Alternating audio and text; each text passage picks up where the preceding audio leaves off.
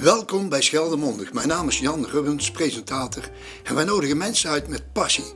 En deze keer passie voor de duivensport. En heel Zeeuw-Vlaanderen en omgeving zegt: je moet een persoon uitnodigen die vandaag hier aangeschoven is. Met wie hebben we het genoegen? Ik ben Marcel Buijzen, ik ben woonachtig in Oostburg en ik ben inderdaad gepassioneerd duivenliefhebber en dat doe ik al heel lang. Heel lang, ja. Ja. Je hebt er ook over geschreven en zo natuurlijk, en noem maar op. Nou ja, geschreven dat ik schrijf over de duivensport in gespecialiseerde duivenvakbladen. Daar heb ik een vaste rubriek per week waarin ik met name ook promotie maak voor de goedspelende liefhebbers. En waar ook algemene informatie verstrekt wordt over de organisatie als die er is of als er wat aan de hand is. Maar je hebt ook in dagbladen jou verschillende keren tegengekomen. Jawel, ik heb ook eerder voor de regionale dagbladen geschreven. Alleen dat heb ik nu even stopgezet, om allerlei redenen trouwens. Maar dat was een rubriek die eigenlijk bedoeld is niet voor de liefhebbers, want die hebben hun vakbladen, die hebben hun middelen om met elkaar te communiceren. Maar dat was eigenlijk bedoeld voor de burgers en de mensen die dus geïnteresseerd zijn in sport in het algemeen en in het bijzonder in de duivensport. Wat mij daarbij opviel was toch dat dus de plaatsing van het artikel minimaal was. We kregen een kleine ruimte. Maar nogmaals alle begrip daarvoor, want dat is wel door dus de betrokken regiobladen uitgelegd waarom dat was. Maar voor mij gaf het toch niet voldoende voldoening. Nee, ik snap het, ja. Zeg maar, hoe nou die passie voor duivensport, hoe is die ontstaan? Hoe is dat als klein manneke in Oostburg, begrijp ik dan? Niet in Oostburg, nee. Ik ben geboren en getogen in het grensdorp Ede. Die? Van Dier tot Antonissen. Van Dier tot Antonissen, ja, zoals ons Zeeuws-Vlaams volkslied zegt. Ja. Nee, maar ik ben inderdaad geboren en getogen op een boerderij. En omringd door dieren. En dat moet natuurlijk... Dat is een talent of een gave of een aanleg, beter gezegd, die je eigenlijk bij je geboorte meekrijgt. Dat is eigenlijk toch de interesse voor dieren en vogels en alles wat leeft in feite. Nou, we waren met 6 kinderen thuis en vader en moeder uiteraard, hardwerkende mensen. En mijn vader die had altijd ook heel veel dieren. Die had eigenlijk allerlei soorten dieren. We hadden een gemengd bedrijf. En uiteraard ook duiven. Die zaten op de schuurzolder in een overigens door hemzelf netjes getimmerd hok. Ja, zo werkte dat vroeger. Alleen hij had heel weinig tijd. En in Ede was toen nog wel een behoorlijk florerende duivenclub. Maar ja, bij hem kwam het er niet van om deel te nemen aan de wedstrijden.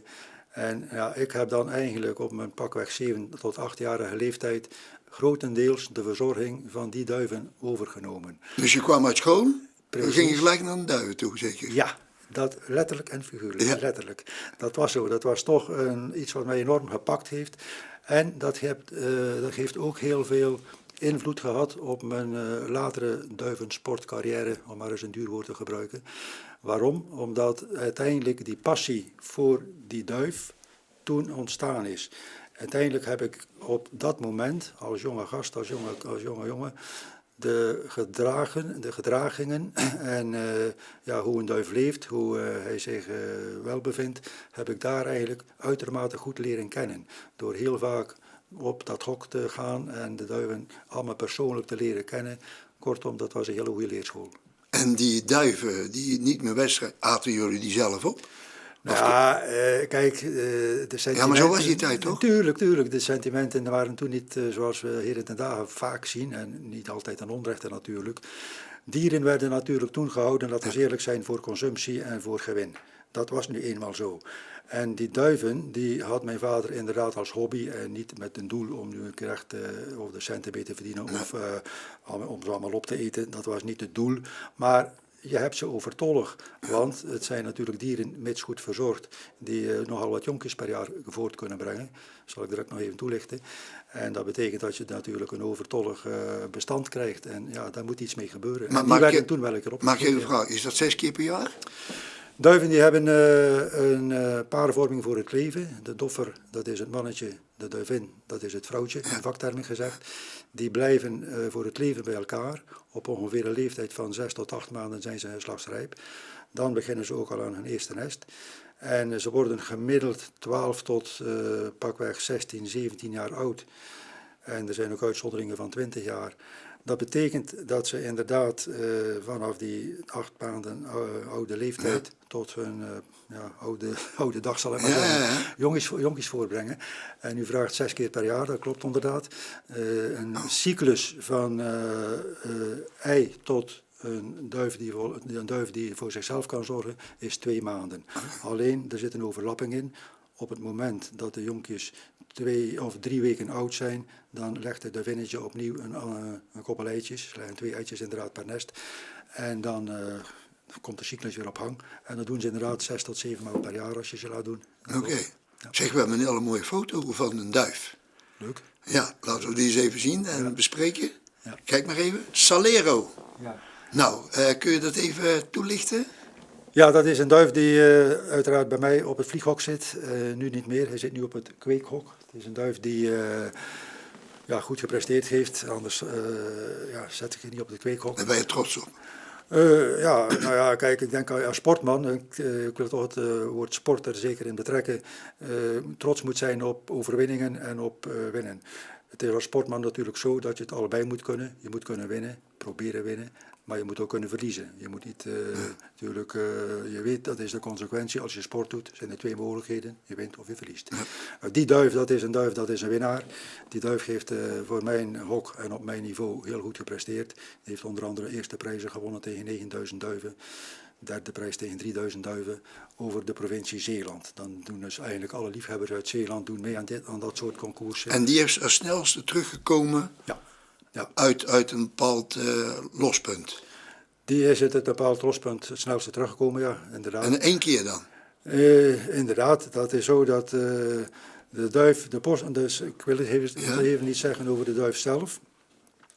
De duif is, de postduif zoals we die heden de dagen kennen, is een afstammeling van de rotsduif. De rotsduif is zoals heel veel vogels, gewoon in het wild levende vogels. Het woord zei het ook, het is een rotsbewoner. Hij leeft heel graag op de klippen en kliffen aan de landen aan de Middellandse Zee. En ook op de rotskliffen aan de Engelse kusten. Uit die duif is dus eigenlijk de gedomesticeerde vorm van de huidige postduif ontstaan. Maar reeds meer dan 3 millennium geleden waren er al duiven waar berichten mee rondgestuurd werden. Aan het hof van keizer Karel? Nou, keizer Karel, nee, veel eerder nog. Voordat onze jaartelling begon. 3000 jaar, sorry. Ja. Voordat onze jaartelling begon, werden er al berichten met postduiven overgebracht. Zelfs de Olympische Spelen werden toen, door de Grieken, werden dus de winnaars aangekondigd met postduiven. Die postduiven brachten het bericht over wie er gewonnen had. Serieus? Ja, serieus. Dat is inderdaad zo, serieus. Dat ging snel. Ik vond het ook zo serieus werk, maar dat is inderdaad zo. Later hebben we een ontwikkeling gezien, als het over de duif gaat, dat vooral in de Arabische landen en Perzië en Egypte en dergelijke landen, daar is in feite al vrij snel een soort duivenpost ontstaan. En dat heeft zich verspreid naar Europa. Ik meen dat toen de Republiek Genua, dat nu niet meer bestaat overigens, zijn toen ook duivenposten ontstaan. En die periode waar ik nu over spreek, dat is ongeveer rond de jaren 1000. Dan, om het even verder te gaan, heeft die duivensport en het houden van duiven zich relatief snel verspreid over Europa. We zien in de middeleeuwen die duiventorens ontstaan, maar dat was eigenlijk meer een hobby en een bezigheid van de edelen uit die tijd. Net als de valken toen. De valkenjacht, dat was ook waar ze zich mee bezig hielden. Maar die duiventorens, er zijn er dacht ik nog een aantal over, die hadden als doel om inderdaad duiven te kweken. En dat was niet een beetje, maar dat ging over honderden die in die toren zaten. En die produceerden natuurlijk heel veel mest. En die mest werd ook gebruikt om het land te bemesten. En de jongen van die duiven die werden gebruikt voor consumptie. Dus het was eigenlijk 2 vliegen in 1 klap. Ja. Later is die duivenhouderij geëvolueerd. In feite was het over heel Europa verspreid. En uiteindelijk is de echte postduif, zoals we die heden ten dagen kennen, de basis daarvan, nog steeds als afstammeling van die ooit gedomesticeerde rotsduif, is in feite begin de jaren 1800, met name in België, de bakermat van de duivensport, is in feite daar geëvolueerd tot de vogel die nu is. We zien ongeveer in het jaar 1820, of rond de jaren 1820 beter gezegd, zijn de eerste wedstrijden georganiseerd in België, met name rond de regio Luik. We noemen dan ook die postduiven die daar uiteindelijk ontwikkeld zijn, onder andere door een zeker Karel Weijer, dat was een van de pioniers in die duivenfokkerij. Die heeft daar toen die postduif ontwikkeld, dat noemen we het Luikse ras. Ah. Later is rond Antwerpen hebben dus mensen ook die hobby overgenomen, zijn ook een bepaald type gaan fokken en dat noemen we dus het Antwerpse type. Dat zie je nu niet meer, we zijn inmiddels 150 jaar later, of nog meer. Dus dat betekent dat die types die toen eigenlijk ontstonden door steeds selectie op die wedstrijden, steeds de betere postduiven te houden, die zijn nu eigenlijk uniform gevormd tot het type wat het nu is. En hoe heet dat? Dat heet de hedendaagse postduif. Oh ja, dat is geen speciale dat is in feite hulst of zo? Nee, er zijn, dat is een goede vraag, want er zijn inderdaad, zoals je heel veel sporten met dieren ziet, bepaalde, ik zal het tijdje zeggen, bloedlijnen, want men praat ook wel over rassen, maar dat lijkt mij niet de juiste uitdrukking, want de postduif, dat is het ras. Maar ik bedoel, verschillende bloedlijnen betekent dat bepaalde liefhebbers, het zij door toeval, maar het zij misschien ook door vakkennis, een aantal hele goede duiven kweken, met andere woorden, duiven die heel snel van de wedstrijden terugkomen. En daar wordt dan al vaak de naam van die liefhebber of van een bepaalde regio opgeplakt. En dat is dan een bepaald ras, zoals men dan in de volksmond zegt. Maar in feite is het dus een bepaalde bloedstroming in die duivenfokkerij, die steeds goede producten en steeds goede snelheden. Heb jij ook zo'n bloedlijn zelf? Of, Ja, kijk, de aanschaf van duiven, toen ik begon, dat was leuk, dat waren natuurlijk 6 duifjes die ik meegebracht had van de boerderij toen ik getrouwd ben. ja. Ik woon sinds 1970 in Oostburg. Ja. En dat was natuurlijk geen ras, dat was ook geen soort, dat was ras buizen, zullen we maar zeggen. Uiteindelijk was dat, dat waren leuke postduiven, maar daar was ook alles mee gezegd. Ja. Maar ik ben toen in 1972, winter 72, 73 lid geworden van de postduivenvereniging De Snelvliegers, waar we direct ook nog even over hebben, hier in Oostburg. En toen heb ik ook wel met een beetje geluk een heel goed hok duiven kunnen overnemen van een liefhebber die op dat moment moest stoppen. Oh ja. En omdat u vroeg, bepaalde bloedlijnen of rassen, dat waren zeer, wat ik dan maar noem, rassige, goede bloedlijnvormende duiven. Ja. Bewezen duiven die op de afstanden van pakweg 300 tot 500, 600 kilometer uitstekende prijzen konden winnen. Dus ik was met andere woorden, had ik geluk dat ik dat op de kop kon tikken. En ik was eigenlijk gelijk goed gestart in die duivensport.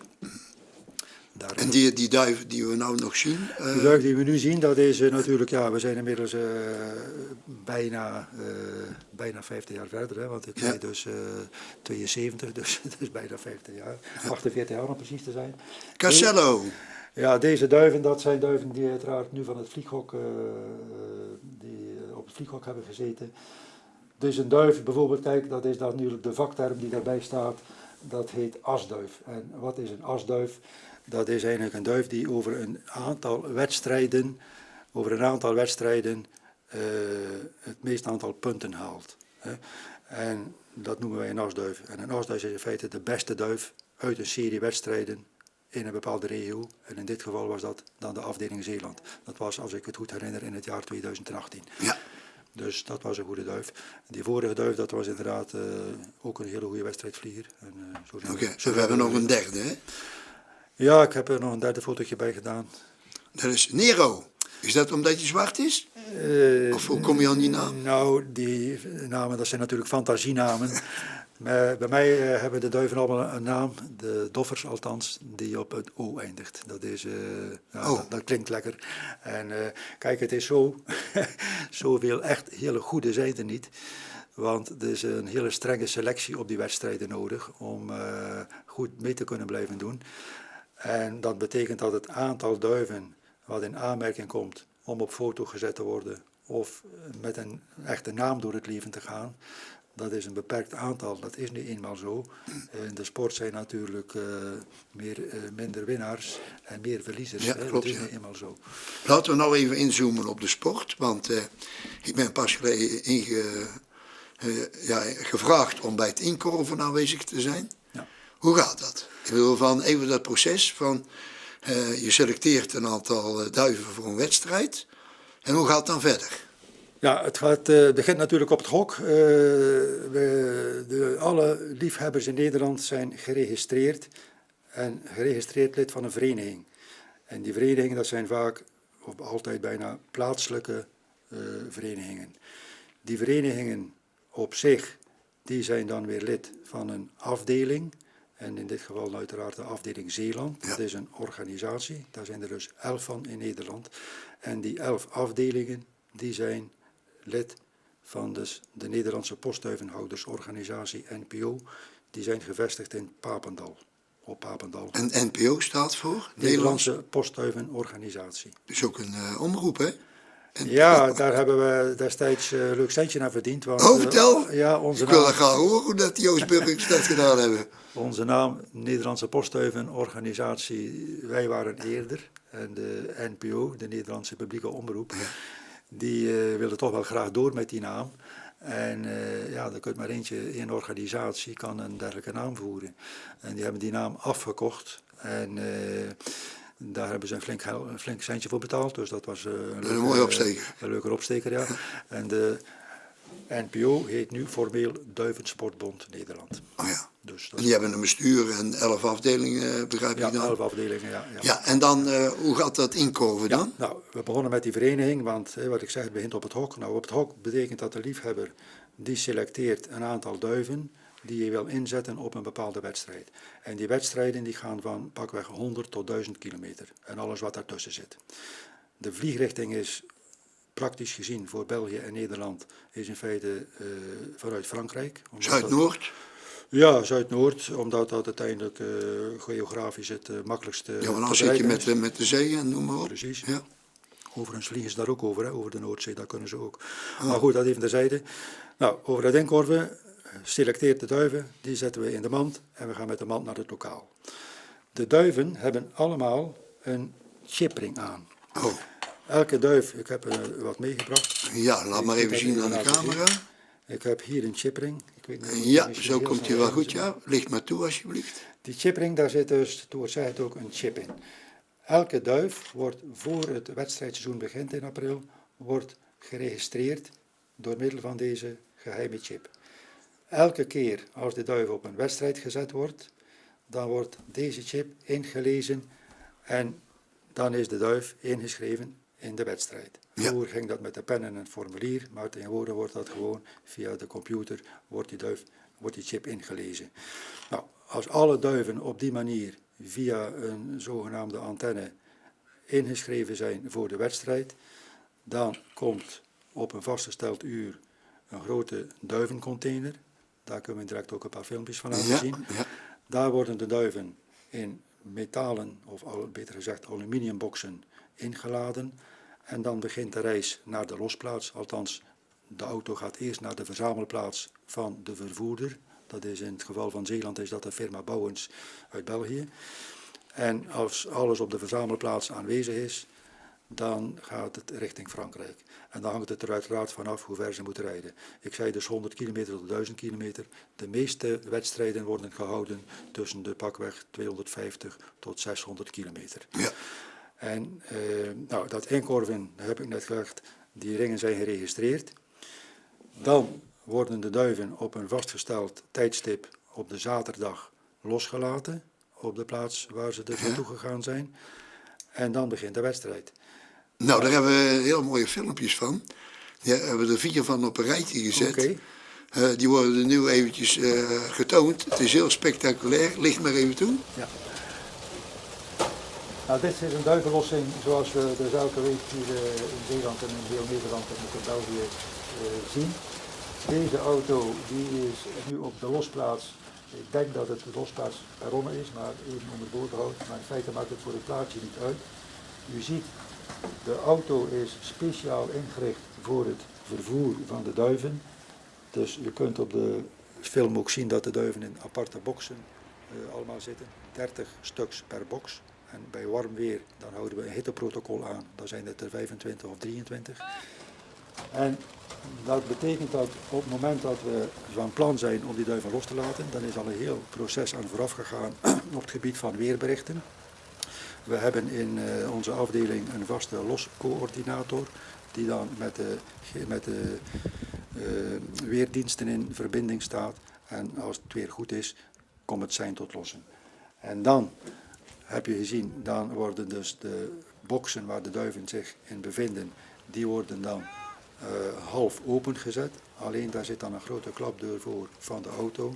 En dan is er eigenlijk heel snel, zoals je op het filmpje kunt zien, heel snel die deurtjes allemaal open te zetten. En kunnen alle duiven er bijna gelijkertijdig uit. Maar ik kan heel goed tellen, maar niet zo snel. Hoeveel zitten er nou in zo'n vrachtwagen? Ja, dat hangt af. Ja, nee, maar en deze bijvoorbeeld? Ik denk rond de 5000. Echt waar? Ja, rond de 5000. Ja. Er kunnen 30 duiven in een box. En ja, ik denk dat we rond de 5000 komen per auto. Helemaal precies weet ik dat niet. Want dat Nee, maar ook, oké, orde van grootte. Ja. Die auto's die zijn overigens eigendom van de vervoerder. En de containers waar de boxen in zitten, die zijn eigendom van onze organisatie. Maar wat krijgen ze nou onderweg? Krijgen ze nog wat De te verzorging is drinken? prima. Ja, zeker. Het is heel belangrijk. Water is natuurlijk levensbehoefte Essentieel. nummer 1. Ja. En daar wordt al bij het inkorven in het clublokaal wordt daar al in voorzien. En tijdens de rit kunnen de duiven drinken uit hele lange drinkgoten die aan de binnenzijde bij die boxen gemonteerd zijn en die eigenlijk constant water bevatten.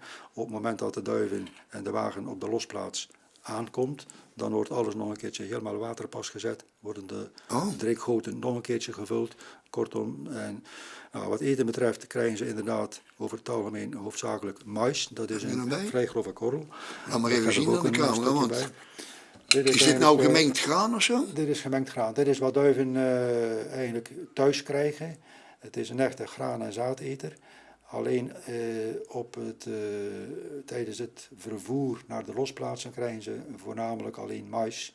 Omdat dat eigenlijk een voer is wat heel makkelijk op te nemen is. En, Er zit veel zetmeel in.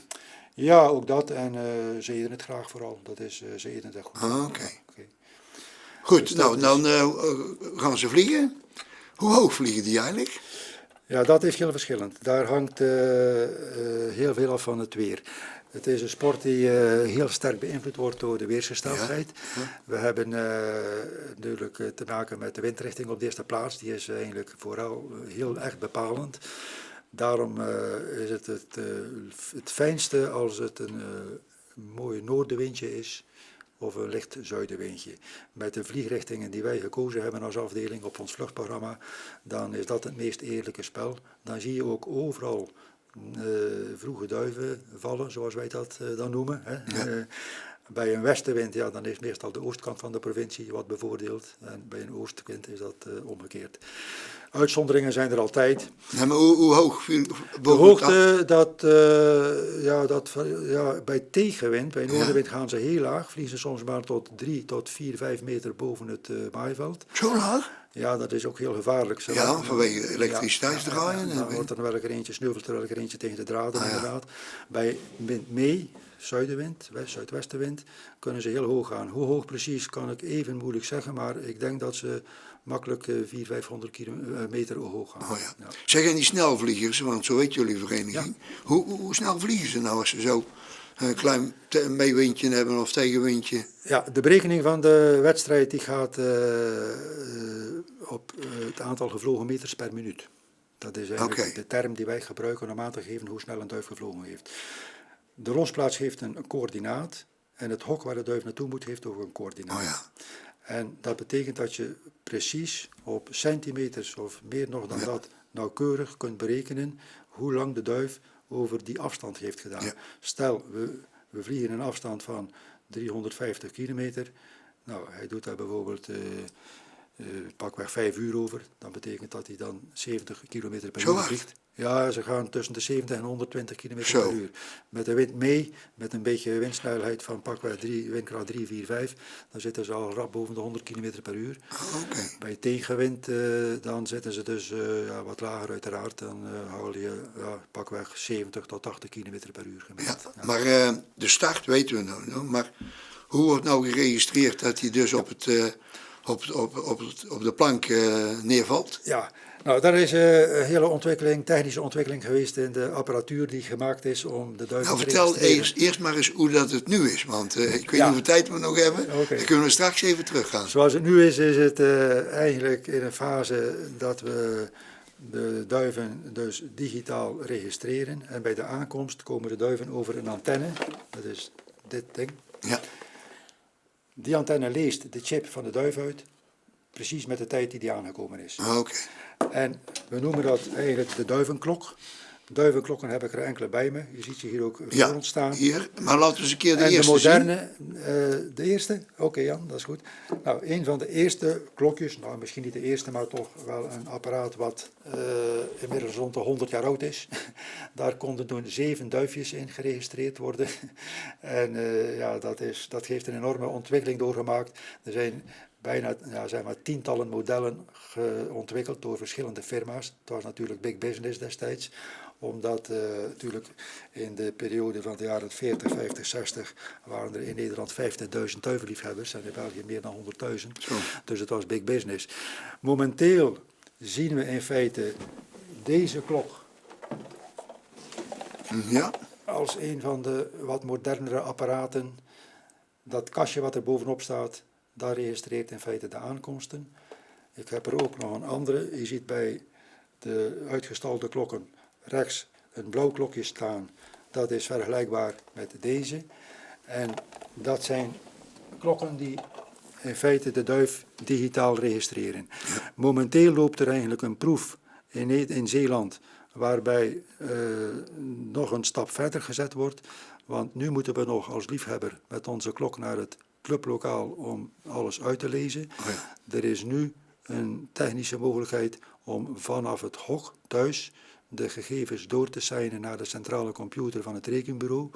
En die kan dan de uitslag maken. Oké. Laatste vraag, want we zitten een beetje aan de tijd gebonden. Hoe betrek jij de jongeren in de duivensport? Want dat is bijna bij elke vereniging is natuurlijk. Hoe kun je de jongeren motiveren om mee te doen in het gebeuren? Ja, dat is een vraag die erg leeft momenteel in, denk ik, alle sporten die je kunt vergelijken met duivensport. Nou, hoe dat doen?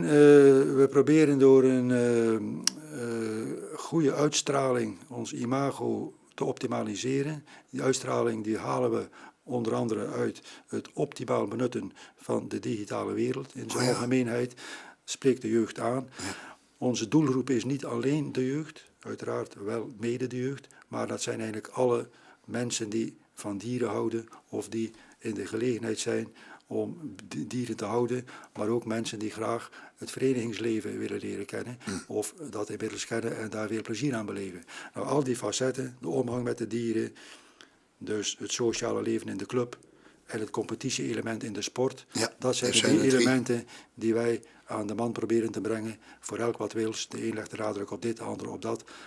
Dan hopen wij dat daar de passie uit geboren wordt. Doen, ja. Nee, dat is wel, er zijn regelmatig campagnes en op het moment is er nu ook een zienswijze die inhoudt dat we proberen door grotere inkorfcentra in Nederland neer te zetten. Om daar dan onze uitstraling wat professioneler, en professioneel, ik bedoel in elk geval modern te laten overkomen. Betekent overigens niet dat de plaatselijke clubs daarvoor moeten verdwijnen. Integendeel, het beleid is om die plaatselijke clubs met een bepaald minimumgrens of ondergrens, om die te laten bestaan, want we kunnen niet alles uit die dorpen weghalen natuurlijk. Nee. Oké, zullen we het daarbij laten of heb jij nog En denk je zegt van, dat wil ik nog even kwijt? Nou ja, ik denk dat duivensport een enorme mooie tijdsbesteding is. Het is een hobby aan huis en het is een hobby die eigenlijk alle aspecten wat ik net heb genoemd in zich draagt. Competitie, sociaal leven in de vereniging en omgang met dieren. Het is een fantastische sport. We zien nu in de huidige coronatijd dat alle liefhebbers dolgelukkig zijn dat ze thuis mogen blijven. Terwijl heel veel andere sporten, jammer voor die mensen, helaas wat minder kunnen. Ja, nee, ik snap het. Nou, dankjewel. Graag Voor gedaan. deze enorm goede toelichting. En ik ga ook de kijkers bedanken. Nou, beste kijkers, dit was dan Passie voor Duivensport. U hebt het gemerkt, het heerst nog steeds. Ik hoop dat de jongeren ook mee gaan doen. En nogmaals dank. En voor de komst naar de studio. Graag gedaan, dankjewel. Oké.